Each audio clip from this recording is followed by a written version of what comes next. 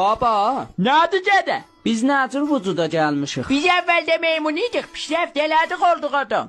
Aha, qoy bir mamamdan da soruşum. Mamam, biz nəcür vücuda gəlmişik?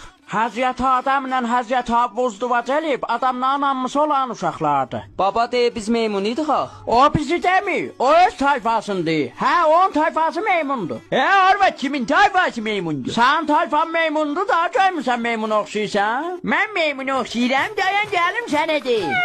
Gör nə də dədir, elə bir mənim buraya. Gəl Arvad, otursan çata. Arvad ötürsən buraya deysən axı. Ötürmüsən? Yox. Yaxşı, bax quşa. Hani quş? Vay dədədə, Arvad kulağım qızdı. Vay dədədə. Sən olmayasan bu çocuğunu düz. Arvad ona yox. Sən salma dədə. Hə, ona yox, salma dədə.